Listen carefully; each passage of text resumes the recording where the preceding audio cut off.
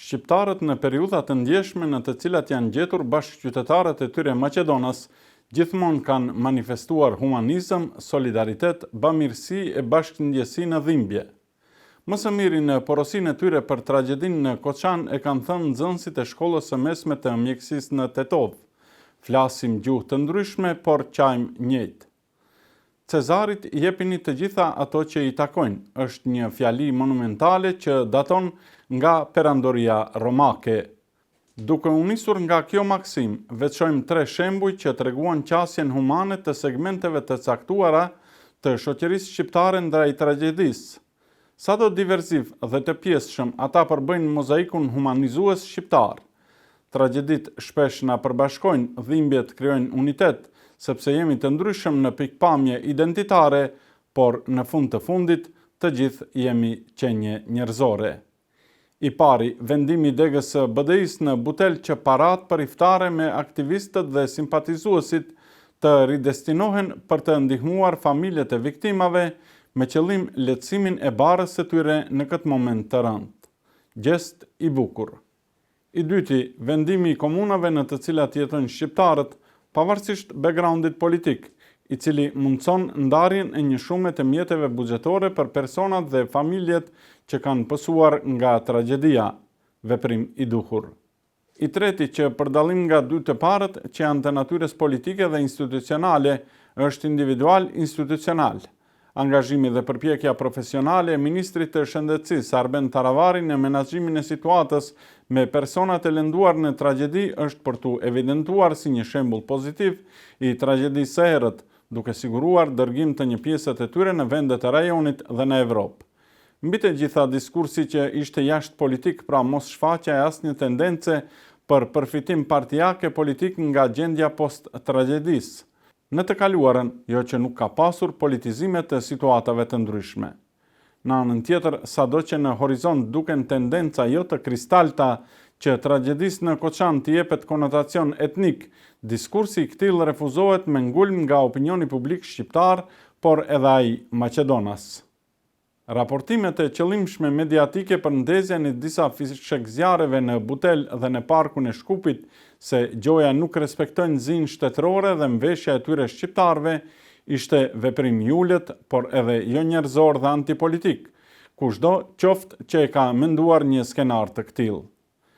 Tragjedi në tragjedi dhe këto s'kan të sosur. Tendenca e transferimit të përgjegjësisë politike tek pushteti i kaluar dhe mosmarrja e asnjë përgjegjësie nga qeverisja aktuale është dëshmi e gjallë se këtu, në këtë vend, vetë kritika apo vetë përgjegjësia janë fatkeqësisht parime të huaja. Shpresojmë që respektimin e këtij standardi të qeverisjes, pushteti nuk mendon ta arsyetoj vetëm me dorëheqjen e kryetarit të komunës së Koçanit. Për atë që ndodh në shtet, përgjegjësinë morale dhe politike gjithmonë e ka pushteti dhe jo opozita, edhe atëherë kur pushteti trashëgon institucione të brishta dhe jo funksionale dhe kur nuk ka ndikuar drejt për së drejti në shkaktimin e tragjedive të përmasave të mëdha. Në vit të shmangjes nga përgjegjësia ishte edhe tentimi i pushtetit që të kufizojë mediat. Sado që gjendja është e ndjeshme, organizatat mediatike nuk duhet të pranojnë që qeveria të diktojë normat etike lidhur me raportimin nga varrimi, sado që thuhej se rregullat janë hartuar në koordinim mes politikës dhe medias.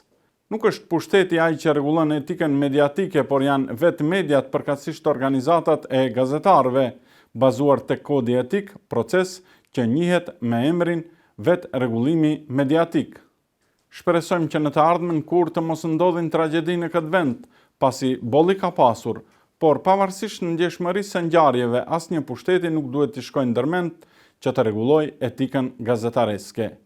Si respektimi i privatësisë, zisë personale dhe dhimbjes së njerëzve, ashtu edhe respektimi i prezumimit të pafajësisë, përkatësisht parimit se përderisa gjykata nuk merr vendim çdo njeri është i pafajshëm, është standard shekullor i gazetarisë. Por ky i fundit nuk u respektua as nga institucionet e as nga mediat. Në të vërtetë nuk respektohet asnjëherë në vendin tonë. Shfaqja në media e dy ish zyrtarëve me duar në pranga duke u dërguar në prokurori dhe paraqitja e lirshme në polici dhe prokurori e personave të tjerë të dyshuar për tragjedin i kontribon thellimit të hendekut ndëretnik, i cili në këtë periudhë është absolutisht i panevojshëm. Sigurisht që askush nuk është kundër gjykimit të drejtë dhe mbi parimin e ligjit të gjitha atyre që kanë përgjegjësi të drejtë për drejtë personale që të ndodh kjo tragjedi. Parimi i ndëshkueshmërisë duhet përfundimisht të fillojë të zbatohet, që shteti të fillojë të funksionojë mbi parametrat e normalitetit. Natyrisht se nuk duhet të amnistohet askush vetëm pse i takon opozitës, por kjo duhet të vlejë edhe për ata që i takojnë pushtetit. Deklaratat e tipit se do t'i nxjerrim përveshin nga shtëpia, duke aluduar tek zyrtarët e BDI-s, jepen nën presionin e ndodhive, por kryeministri nuk duhet të merr rolin e prokurorit, hetuesit ose gjykatësit. Ndryshe meselen e Kadiut do e themi për kryeministrin, ai të akuzon, ai të dënon. Ne ende jemi republikë parlamentare në të cilin balancimi i pushtetit legjislativ, ekzekutiv dhe gjyqësor është i garantuar me kushtetut. Aq më tepër që të gjithë duhet të ruajnë gjakftotësinë, sidomos ai që drejton shtetin. 9 muaj nuk kanë qenë shumë, por edhe pak jo që institucionet të ndërmarrin hapat e nevojshëm që drejtësia të fillojë të nxjerrë frytet e para.